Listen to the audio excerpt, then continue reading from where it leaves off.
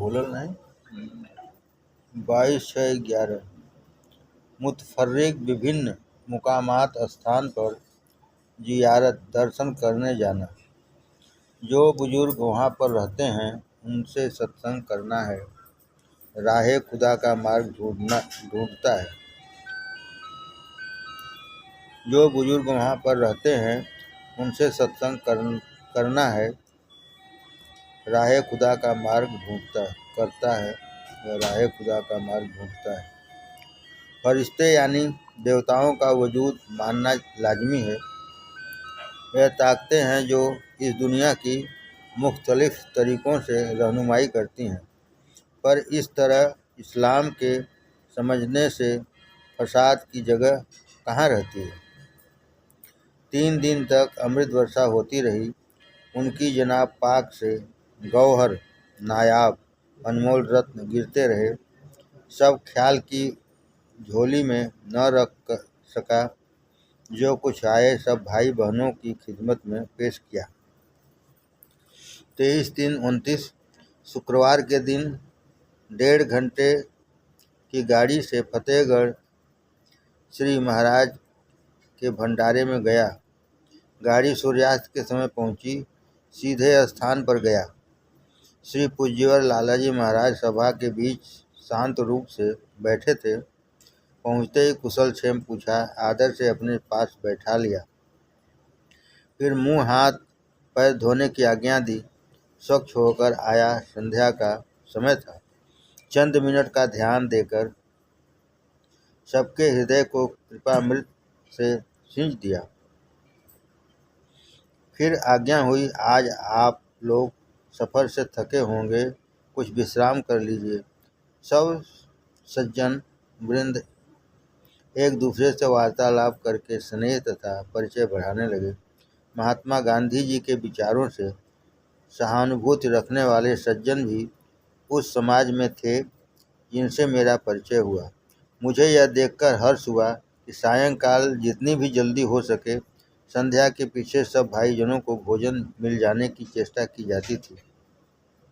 एक फरलांग के फासले पर भाइयों के ठहरने के वास्ते स्थान साफ किया गया था। केवल कष्ट इतना ही था कि कुएं का जल मैला था और काफ़ी गहरा। शौच स्नानादि के लिए गंगा जी की ओर ही जाना पड़ा। यहाँ का दृश्य बड़ा ही सुंदर था। बहुत से भाई एक साथ लेटकर विश्राम करते थे। जब मैं भी लेटा था मुझे एक और दिव्य वाणी सुनाई पड़ी। एक सज्जन दूसरे को समझा रहे थे, गुरुदेव गंगा की धार है जो सीधे ब्रह्म सागर से में गिरती है। गुरुदेव गंगा की धार है जो सीधे ब्रह्म सागर में गिरती है। हम लोग छोटे छोटे नाले हैं जिनके भटक कर इधर उधर सूखी जगहों में पड़ कर लुप्त हो जाने की बहुत संभावना है। हम सबका यही प्रयत्न होना चाहिए कि अपनी वृत्ति श्री गुरुदेव की वृत्ति के साथ तादात्म्य कर दें, उससे सब काम हो जाएगा। इस दिव्यधार से मिलकर ब्रह्मानंद नसीब होगा, अन्यथा संसार में भटक जाने का भय है। फिर तो निद्रा आई। मुझे यों लगा बड़े बड़े संत जन, श्री पूज्य चचा जी महाराज, श्री लाला जी, सारे समाज की आत्मिक देखभाल कर सबको शांति सैया पर सुला रहे हैं, मानो माता पिता अपने बच्चों को गीत गाकर सुला रहे हैं। सुबह उठकर सभी भाइयों के साथ गंगा जी गया और निवृत्त होकर 6:30 बजे तक स्थान पर आ गया। सब सज्जनों के साथ पूज्य और लाला जी के स्थान पर गया। शामियाने के नीचे सभा जुटने लगी। श्री लाला जी ने अपना दिव्य भाषण दिया। आपने समझाया मजहब धर्म क्या है, मत क्या है। मजहब वह मार्ग है जिस पर चल कर हम परम भगवत पद को प्राप्त हो जाएं। मार्ग पर जितनी कठिनाइयां हैं उनसे हमें बचाता हुआ सही सलामती से इष्ट पद मंजिल मकसूद तक पहुंचा दे। 30/3/39 आज श्री लाला जी साहब ने समझाया कि लड़ाई झगड़ा नासमझी से होता है। मजहब के विषय में आपने ऐसी सुंदरता से समझाया कि कोई बात छूटने नहीं पाई। जब 9 बजने को आए तो आपने इसे समाप्त किया। जलपान के लिए प्रसाद वितरण हुआ। फिर सब आपस में वार्तालाप करने लगे। दोपहर को भोजन हुआ। कुछ देर विश्राम हुआ। तीसरे पहर को कई सत्संगी भाई महात्मा जी की वाणी सुनने के लिए एकत्र हुए। स्वयं महात्मा जी भी पधारे, जहाँ पर सब ठहरे हुए थे। इस पहर का विषय बहुत जरूरी काम का था। आपने हिंदू धर्म से प्रचलित कई कुरीतियों का जिक्र किया। इनमें धन का अपव्यय करना और दीन दुखी भाई जनों का हाल कुछ भी न पूछना धर्म नहीं कहा जा सकता। जिस धन से गरीबों के आंसू नहीं पूछते वह धन तुच्छ है। जहाँ तक हो सके सबको चाहिए कि धन बचाकर दुखी जीवों का उपचार करें। कोई समाज या सभा बिना धन के चल नहीं सकती। अतः श्री महाराज जी ने बड़े ही करुणाजनक शब्दों में सब भाइयों से अपील की कि धन को सुमार्ग में व्यय करें। उन्होंने बहुत ही सुंदर ढंग से कहा, मनुष्य केवल आत्मा ही नहीं है, उसके शरीर भी हैं। सबकी ओर उचित ध्यान देना कर्तव्य है। कोई यह शंका करने लगते हैं कि आत्मा का शरीर से क्या काम। वह बड़ी भूल करते हैं। शरीर उस आत्मा का मंदिर है। महात्मा लोग शरीर की बड़े यत्न से देख रेख करते हैं। जिस समाज की आर्थिक स्थिति अच्छी नहीं उसके ठहराव में संदेह ही है। शाम को सब भाई लोग महाराज जी के पास जमा हुए। इस बार सत्संग का महत्व समझाया। जिस प्रकार शराबी के पास बैठते बैठते चंद दिनों के बाद शराब पीने की इच्छा उदय होती है, जुआड़ी की सोबत में जुए की, ठीक उसी प्रकार साधु जनों के पास बैठने से चित्त की वृत्ति शुद्ध होने लगती है। उन संतों के पास बैठने से जिनके छहों चक्र खुलकर रोशन हो गए हों, सत्संगी के भी चक्र आप सहज ही खुलने लगते हैं। प्रकाश और शांति का निवास होने लगता है। यही अभिप्राय है कि अपने गुरुदेव के पास चंद मिनट शांत होकर नित्य बैठें और उनके दिव्य प्रकाश में अपने हृदय कमल को प्रफुल्लित करें, प्रभु की भक्ति से भर जाएं। इसी दौरान में पूजनीय मौलवी साहब जी पधारे। आपकी उपस्थिति में सभा की गंभीरता और भी अधिक हो गई। आप चुपचाप बैठे, सर नवाए आत्मानंद में विलीन दिखाई देते थे। भीतर भीतर प्रेम और ज्ञान की बौछार चारों ओर भेज रहे थे। भाषण समाप्त करके दोनों महापुरुष आपस में प्रेम वार्ता करने लगे। सभा विसर्जित हुई, परंतु मैं चंद मिनट पास ही बैठा रहा। श्री पूज्यवर मौलवी साहब भक्तजनों से फरमाने लगे, देखो भक्त इसे कहते हैं। बीबी बाल बच्चे होते हुए उस प्रभु की मोहब्बत से दिल कैसा भरा है। देखो भक्ति इसे कहते हैं। बीबी बाल बच्चे होते हुए उस प्रभु की मोहब्बत से दिल कैसा भरा है। सायंकाल का भोजन करके रात्रि का विश्राम हुआ। फिर 4 बजे फारिग होकर गंगा जी में स्नान करके 6 बजे लौटा। 6:15 बजे के लगभग महात्मा जी सभा मंडप आ गए। कैसी शांति बरसती थी। तनिक देर में 2 सज्जन खादी से आभूषित स्वयं सेवक का चिन्ह पहने आए। श्री महाराज जी ने प्रेम से बैठाया। सभी मंडप भर गया। आज का भाषण महत्वपूर्ण था। मत क्या है, सनातन धर्म क्या है। वह तरीक़त जो प्रभु की प्राप्ति की सदैव से है और रहेगी, जिसमें किसी प्रकार के परिवर्तन की जगह नहीं है, शुद्ध मार्ग है। वह तरीक़त जो प्रभु की प्राप्ति की सदैव से है और रहेगी, जिसमें किसी प्रकार के परिवर्तन की जगह नहीं है, शुद्ध मार्ग है। वही सनातन धर्म है। आर्य का अर्थ श्रेष्ठ है। आर्य धर्म वह धर्म है जिससे श्रेष्ठ पद की प्राप्ति होती है। सबसे श्रेष्ठ पद है भगवान का पाद पद अथवा निर्वाण।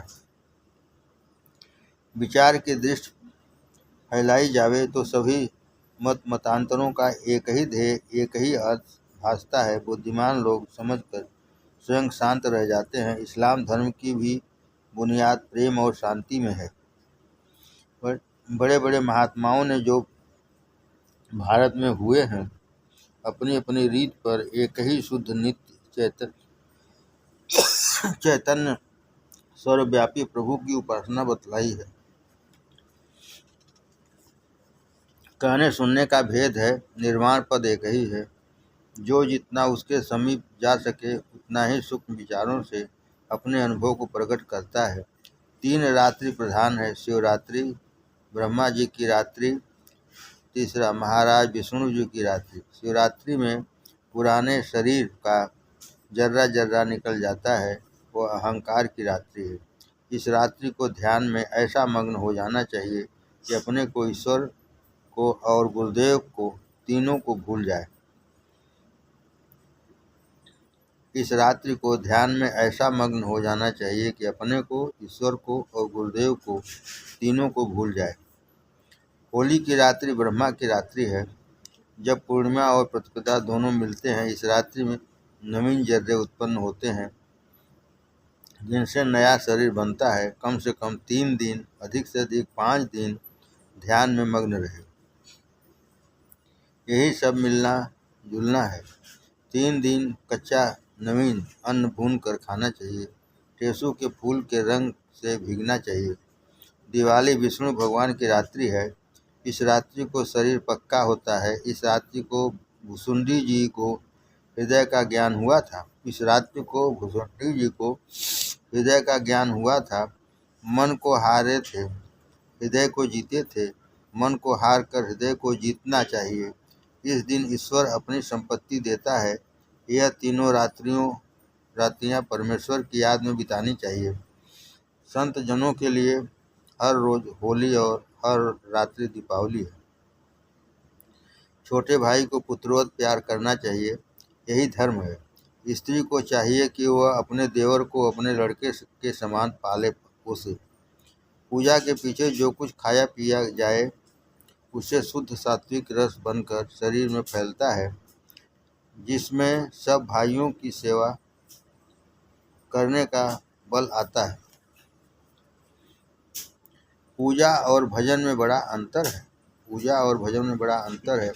पूजा में पाबंदी की जंजीर है, भजन में आनंद और स्वतंत्रता का अमृत रस है। संत जन भजन करते हैं। पूजन और भजन दोनों लाजमी हैं। पूजन काया को सुधारता है और भजन लीन करता है। जिसने पैसे को अपना पैसा समझा वही बांधा जाता है। जिसने उसे सबका समझा वही बचता है। जिसने पैसे को अपना पैसा समझा वही बांधा जाता है। जिसने उसे सबका समझा वही बचता है। न ख्वाए दौलते दुनिया, न जन तारा तलबगारम, दिलो जामी परोसम, दर्दे इस तरह खरीदारम। न पेशे न इबादत सुध, न पोसी दम रियाजत राह, नजर बर फजल तो दारम की सराया गुनहगार। न मन बेहुदह गर्दे पूछो बाजार में गर्दम, खुदाया रहम कुन बरमन परेशान हाल में गर्दम, मिजाजे आश की दारम ए दीदार में गर्दम, खताकारम गुनहगारम बहाले जार मी गर्दम, गहे उफ्तम गहे खेजम, गहे गिरियम गहे खंदम, मसीहा दर दिलम पैदा व मन बीमार मी गर्दम, बराए गौहरे मानी व दरियाकार मी गर्दम, बमा का शाकी इलायत कुन मय मौलाना रूमी रा, गुलामे सम तबरेजम कलंदर वार मी गर्दम। सही न जाए चितौन की चोटें, क्या तुम घायल अकेले कासिम, कितने पड़े बांके द्वारा पर लौटे, सही न जाए चितौन की चोटें।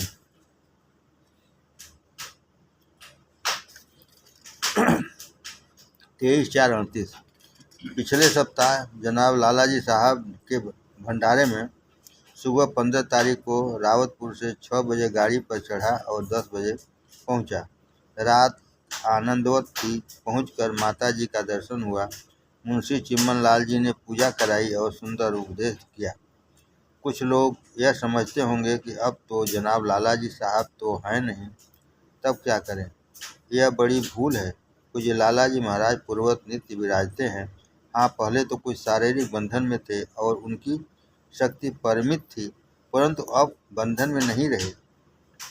अब स्वच्छंद स्वरूप से हर समय हर जगह हाजिर हैं। प्रेमी भक्तजनों के हृदयों में तो सदा निवास करते हैं। वे सभी आए हुए भक्तों के हृदय का सुधार कर रहे हैं।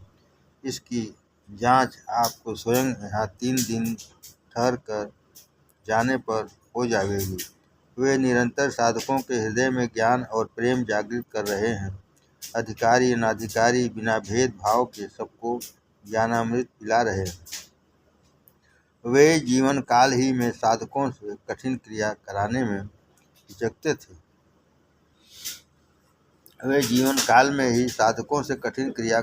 हिचकते थे। वे खुद ही सब कुछ करके ईश्वर के पाद पद्मों में पहुँचाते थे। आपने सुखासन के बारे में बतलाया। वही आसन सुंदर है जिसमें हम बगैर हिले डुले 1 या 1.5 घंटे बैठ सकें, क्योंकि चित्त की एकाग्रता के लिए आसन की सिद्धि जरूरी है। 11 बजे भोजन किया। तनिक विश्राम करके मुनीब जी साहब के साथ समाधि पर गया। वहाँ 2 बजे से व्याख्यान तथा विनिमय के कार्य की तैयारी हुई। केसर कपूर कटोरे में रखा गया।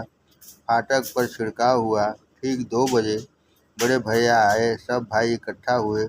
आपने जनाब लालाजी साहब का लेख पढ़ा। वह तरबियत पर था। मन का सुधार ही मुख्य बात है। सत्संग का ध्येय ही यह है कि मन का सुधार हो। जब तक यह नहीं होता तब तक परोपकार का अच्छा फल नहीं होता। चंचल मन का दान औरों की तबीयत को चंचल बनाता है। चंचल मन वाले स्कूल और कॉलेज के विद्यार्थी भी चंचल ही होते हैं। दुनिया में सबसे बड़ा उपकार वही कर रहा है जो अपने मन को सुधार रहा है। उसी की जात से सबको हकीकी नफ़ा पहुंचता है। राम ने चंचल मन वाले बंदरों को निश्चल बना दिया। मूढ़ मन रीछों को चतुर बना दिया। अज्ञानी राक्षसों विभीषण आदि को ज्ञानवान बना उनसे सच्चे कल्याण का कार्य कराया। 5 बजे समाप्ति हुई। सब भाई जरूरियात आदि फारिग हो सफाई आदि के काम में लगे। 7 बजे शाम को घर पर पूजा हुई। फिर भोजन आदि हुआ। कानपुर के बड़े भैया आदि सब लोग पधारे। तारीख 16 को पूजा सुबह घर पर हुई। प्रसाद बटा, वार्तालाप हुआ। दोपहर को भोजन फिर कल की तरह हुआ। आज भी बड़े भैया ने श्री लालाजी साहब का लिखा हुआ लेख नाम महिमा पढ़ा। नाम से सब पाप धुल जाते हैं। हृदय में प्रकाश उदय होता है। यह नाम भी गुरुदेव की सेवा में प्राप्त होता है। सब काम करते हुए भी हृदय में नाम जप जारी रहे। लगन और सुंदर चित्रकार बनना मुख्य बात है। खाना खाते वक्त सचेत रहे। प्रभु के ध्यान में भोजन करे। स्वाद की ओर न जाए। जब दूसरों से मिले तो श्री गुरुदेव में फना होकर मिले, तो दूसरों का असर न होगा। जब किसी देवी से बात करे तो ध्यान रखे कि आंखें 4 न होने पाए। पतन का डर है। सोते समय ध्यान में मस्त होकर सोए, नहीं तो डर है। पूजा में ऐसी मदहोशी न आवे कि प्रभु की प्रार्थना भूल भूल जा। हृदय सजग रहे। शाम की ओर दूसरे दिन भी पूजा समाधि पर हुई। 2 बजे रोज की भांति सभा हुई। 16 से 17 की शाम तक जनाब लालाजी साहब की आत्मा की शांति के वास्ते अखंड पाठ होता रहा। 17 की शाम को समाधि पर पूजन, शांति पूजन, फिर घर पर प्रसाद वितरण। रात को 10 बजे रवाना होकर 5 बजे घर पहुंचा। तारीख 15, 16 और 17 तक भंडारे में चित्त अत्यंत निर्मल रहा और गुरुदेव की महिमा आप ही आप भासती रही। ओम शम। सदा स्मरण रखने योग श्री पूज्य चचा जी के अनमोल वचन। सब कुछ हो ईश्वर के भरोसे छोड़कर निर्द्वंद होकर विराजिए, सुंदर अवस्था उदय होगी। जिसको प्रेम नहीं कुछ नहीं। प्रेम गुरु की याददाश्त कायम रखने को कहते हैं। जितना प्रेम ज़्यादा होगा उतना ही हालत खुद ब खुद बजाय आरजी के असली हो जाएगी। यह कानूनी कुदरत है। जिसको प्रेम नहीं कुछ नहीं। प्रेम गुरु की याददाश्त कायम रखने को कहते हैं। जितना प्रेम ज़्यादा होगा उतना ही हालत खुद ब खुद बजाय आरजी के असली हो जाएगी। यह कानून कुदरत है। हे ईश्वर, तेरी इच्छा पूर्ण हो, मेरी कोई इच्छा नहीं। यही एक उत्तम प्रार्थना है और समाधि की पराकाष्ठा है। एहतराम। न किस तरह मैं करूं एहतराम रघुवर का, लिखा हुआ है मेरे दिल में नाम रघुवर का। मजाल क्या है किसी की जो पा सके उनको, बुलंद अर्श से भी है मुकाम रघुवर का। वह बात जिसमें भी करते हैं राम होता है। कलाम हक है गोया कलाम रघुवर का। जो देखा गौर से तो यह खुला हम पर। अजल से दास पर है फैज आम रघुवर का। खुदा का शुक्र है ऊंचा है नैर किस्मत। खुदा का शुक्र है मैं हूँ गुलाम रघुवर का। अता हो मुझको जो जौ के सलीमे रोशन। तराना गाऊं मैं हर सुबह हो शाम रघुवर का। विनती। रघुवर तुमको मेरी लाज, सदा सदा मैं शरण तिहारी। तुम ही गरीब निवाज। पतित उदाहरण बिरत तुम्हारो, सवर्ण सुनी आवाज। हाथों पतित पुरातन कहिए, पार उतारो जहाज। अघ खंडन दुख भंजन जन के, यही तिहारो काज। तुलसीदास पर कृपा कीजिए, भगत दान देऊँगा। रघुवर तुमको मेरी लाज। प्रार्थना। रघुवर रावरी यही बड़ाई। निदर गनो आदर गरीब पर, करत कृपा अधिकाई। थके देव साधन करि सब, सपने हूँ नहीं देऊ दिखाई। केवट कुटिल भालु कपि कौनप, सकल किए संग भाई।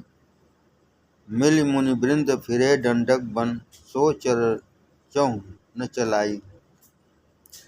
12 बार गिद्ध सबरी की, बरनत प्रीत सुहाई।